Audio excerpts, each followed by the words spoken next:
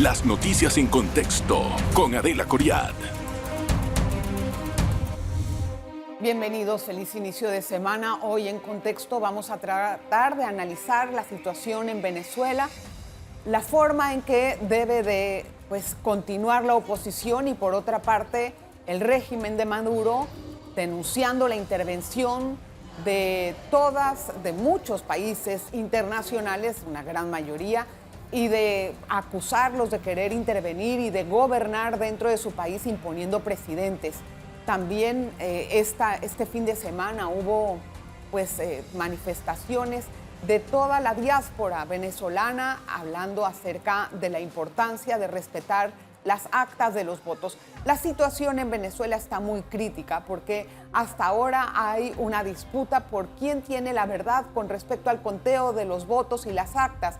Maduro en la semana pasada sacó prácticamente una votación del CNE, aunque no mostró las actas. En cambio, María Corina y Edmundo González, que es el presidente electo o en disputa en este momento, sacó también las actas que habían recolectado los testigos de las mesas. No nada más eso está pasando, sino que también hubo varias concentraciones el fin de semana en Venezuela en donde se habló y se pidió a la oposición y a los ciudadanos que salieran a defender el voto sin desmayar.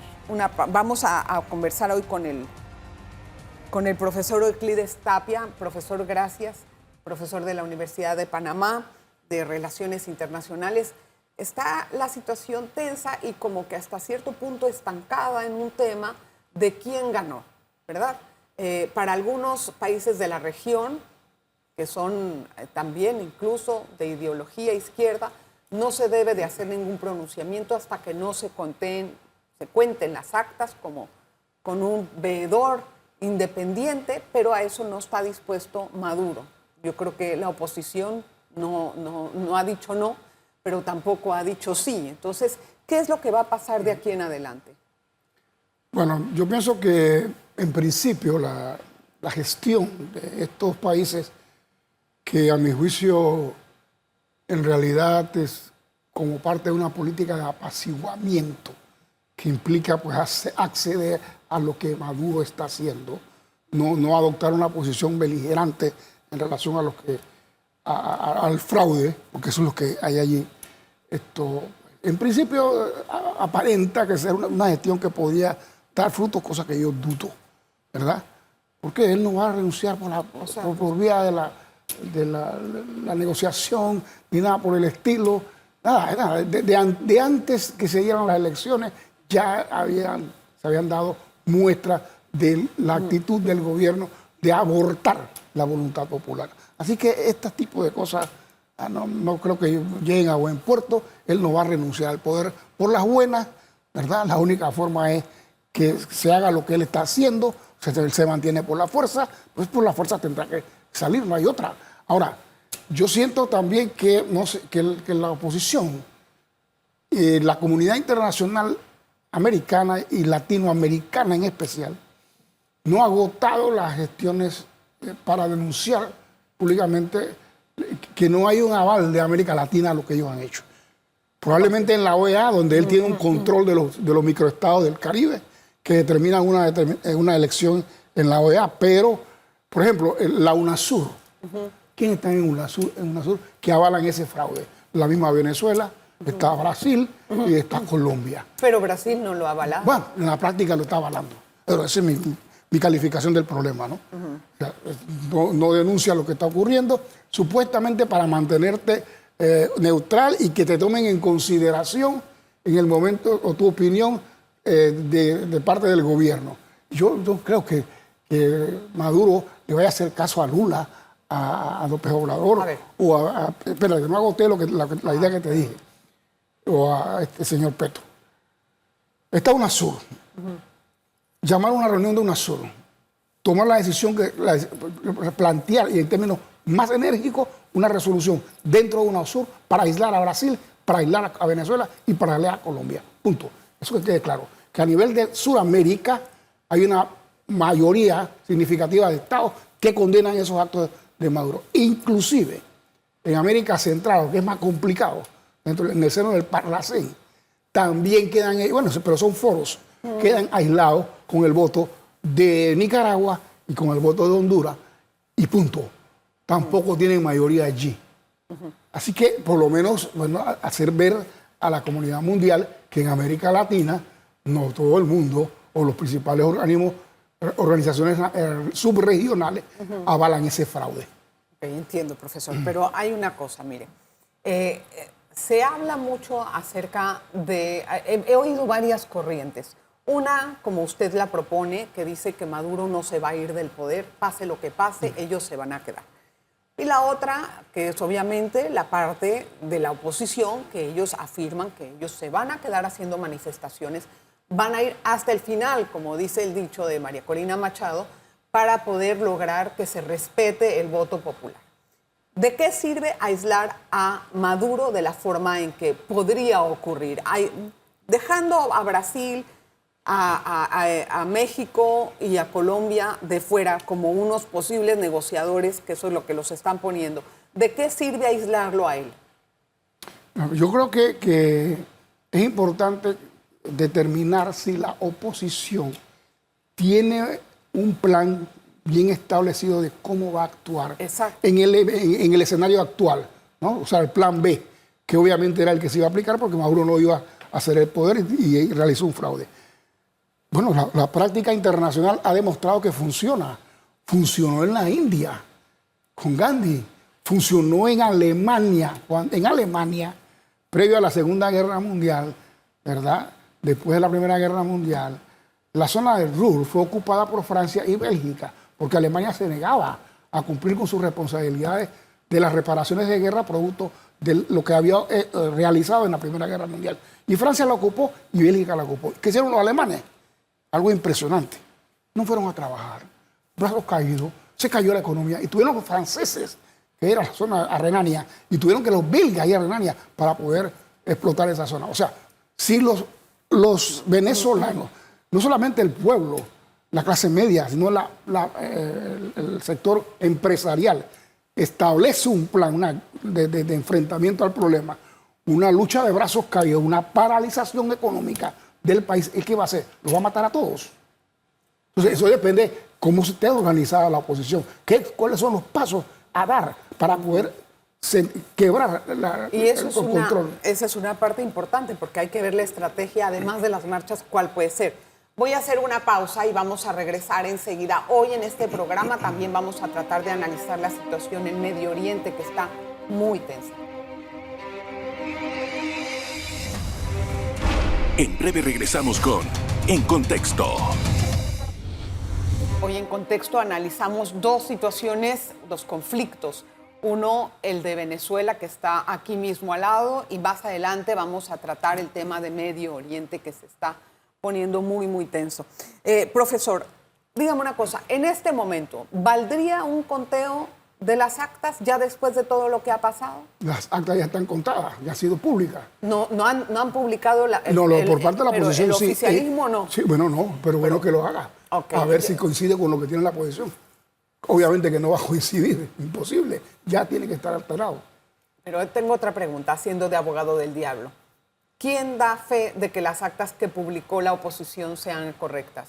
Bueno, ahí usted puede verificar, de acuerdo al sistema electoral venezolano, si el voto que usted emitió efectivamente fue el que salió registrado como tal. Eso está circulando en los medios. No, yo sé. Sí. Nada más que, o sea, para tener un poquito de balance. Bueno, a ver si el grupo que en la práctica de facto los apoya, el de AMLO, el de Colombia y de Brasil, pues determina que si ellos son los que tienen el aval de Venezuela, entonces que sean ellos los que puedan determinar si hubo o no fraude, pues, en base a ese criterio. Pero entonces... O sea, que Maduro confíe en ellos y tienen la confianza de que efectivamente van a establecer la verdad, pues.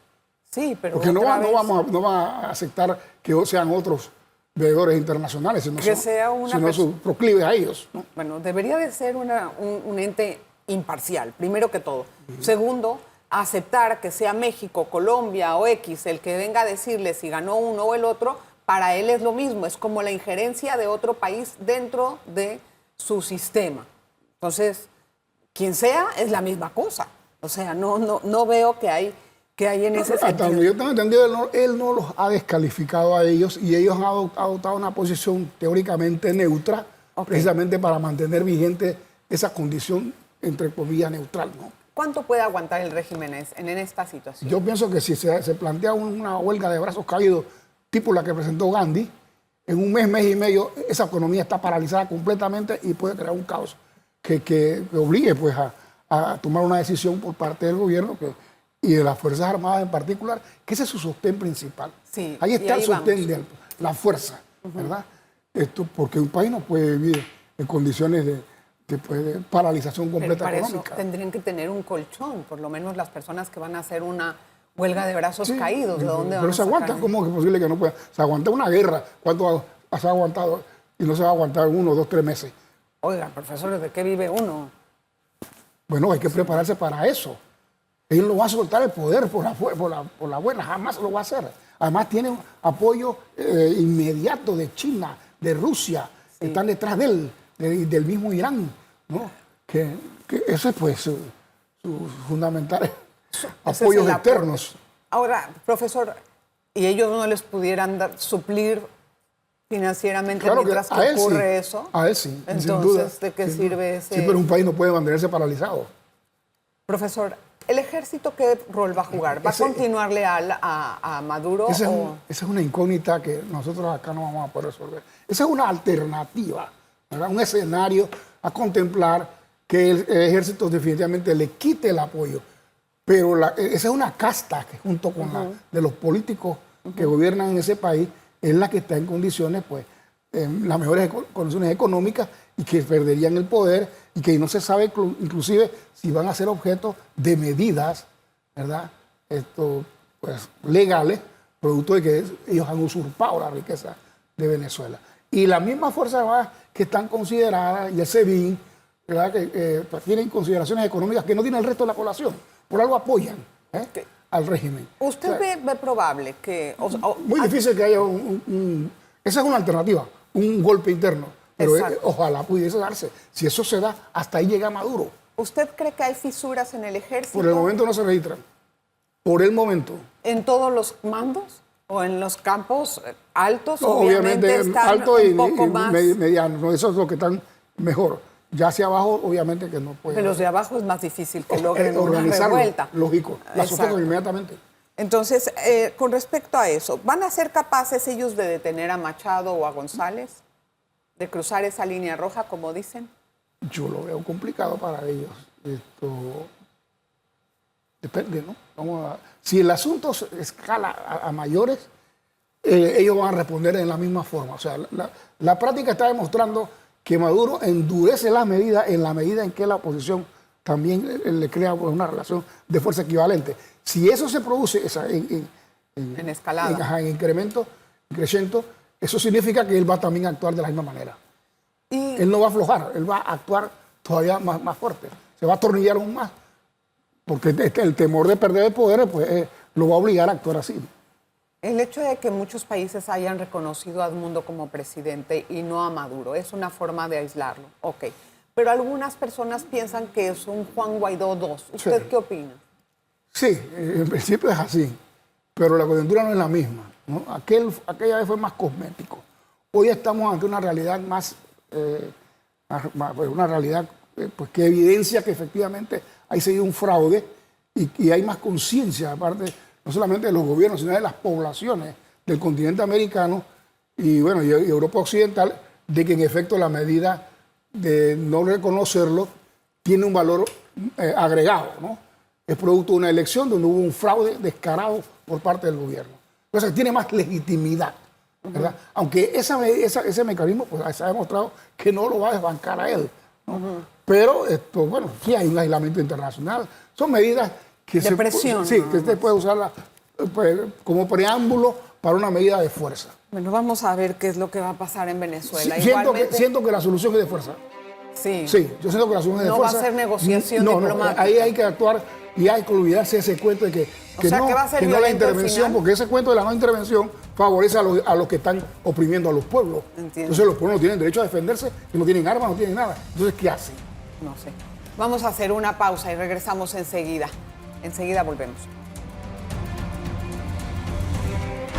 En breve regresamos con En Contexto.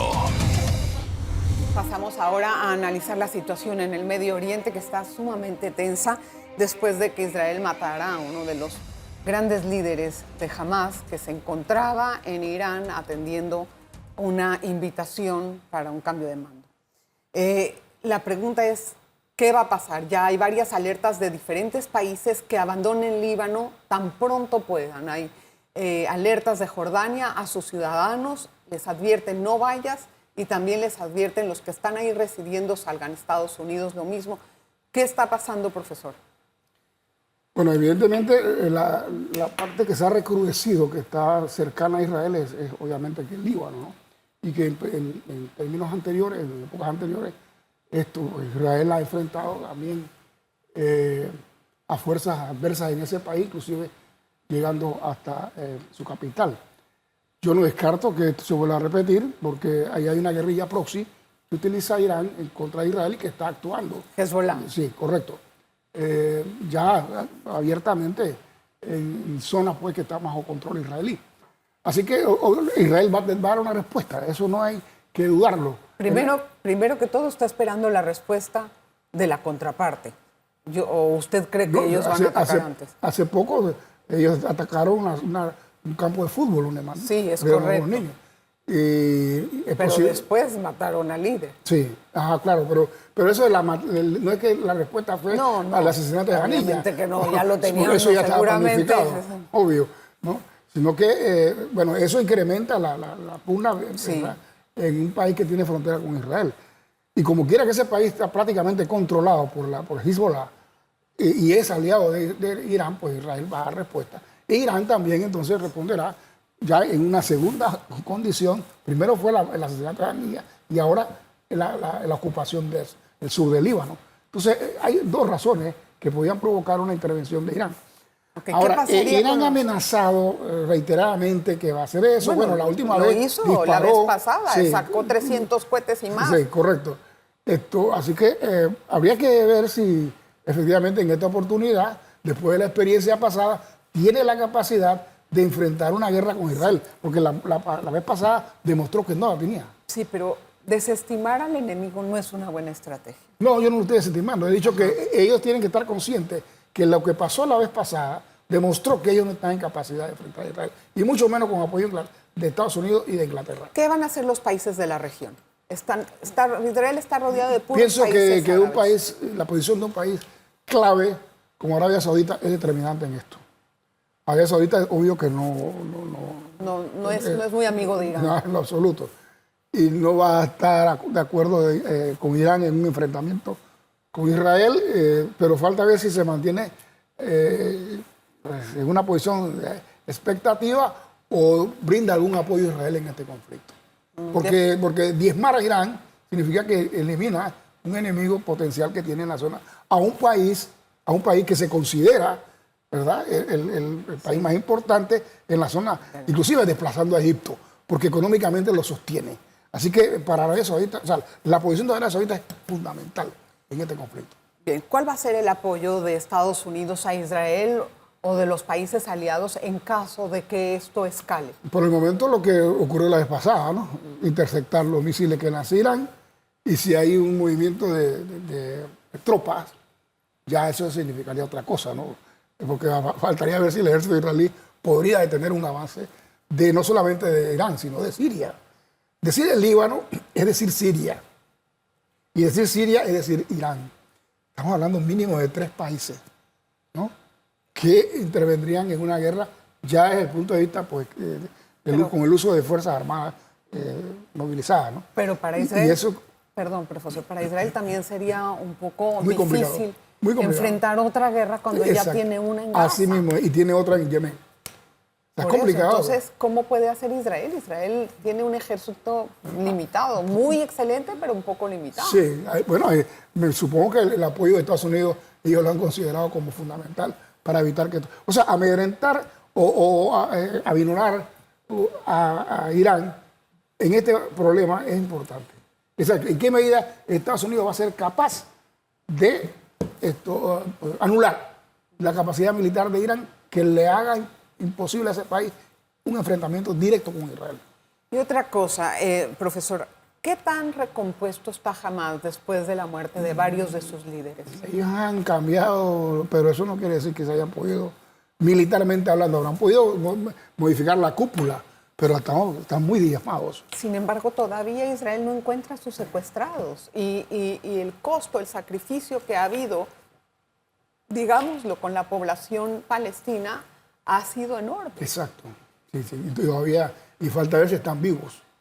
Según la información, es que 100 y pico estaban vivos y había 30 y pico cadáveres que ellos preservan porque saben que son importantes. Lo van a reclamar. Que en algún momento son objeto de canje. Bueno, esto va a depender de las negociaciones que se avancen en ese sentido y hasta la cuestión de Janilla. Se estaba ya en el umbral de un acuerdo para ver cuál es la solución que se iba a buscar a ese tema y que implicaba la devolución de los rehenes. Pero con este asunto de que se mató allá a Janilla, otra vez se enturbiaron las aguas. ¿Tuvo que haber algo debajo que no estamos enterados para poder Israel hacer eso? Esa es una pregunta muy complicada de contestar, porque si ellos sabían que se hacían eso, no iba a haber ningún acuerdo de paz o una negociación, mejor dicho, no lo hubieran hecho. O es que hay varias fuerzas ahí que toman decisiones en el gobierno israelí, ¿no?, para llevar a cabo eso. O era la oportunidad de oro que tenían y que no podían perderla. O sea, hay muchos elementos aquí que nosotros no controlamos. La inteligencia que se puede estar moviendo por abajo es sumamente complicada y profunda. Profesor, en caso de que haya una escalada o una tensión en Medio Oriente, ¿cuál sería la principal consecuencia económica? El alza inusitada de los precios del petróleo después del cierre del estrecho de Hormuz. A pesar de recordemos lo que pasó en el 73, 74, que se triplicaron los precios. No solamente el problema del petróleo, la ropa, la comida, el transporte, todo. Y no vuelve atrás. Y esa es la apuesta iraní. No es que le va a ganar a Israel una guerra, sino que va a convulsionar económicamente al mundo con un caos en el mercado petrolero. Cerrando el estrecho. Sí, cierra el estrecho de Hormuz. Porque ya hay sanciones en la venta del petróleo iraní. No, pero ellos tienen el escape chino. Yo sé, todo lo venden pero de a China. todas maneras, o sea... Sí, de hecho sí, pero ellos tienen fórmula de evadir eso, ¿no? ¿Y qué hay de Arabia Saudita? ¿No pudiera elevar la producción para... Sí, claro, que lo puede hacer. Para controlar el precio? Sí, correcto que porque en eso el país, o sea, el mundo está dependiendo de una situación. Por más energía renovable que haya, todavía no es suficiente. No, exactamente. Sí, Arabia Saudita es un factor clave en esto.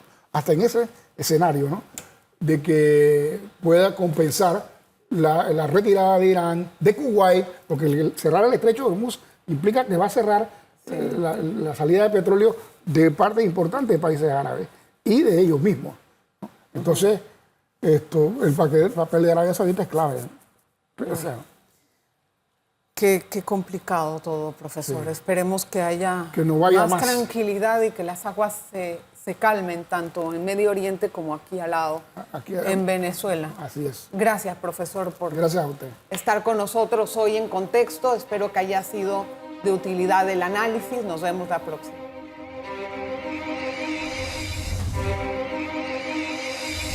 Las noticias en contexto con Adela Coriad.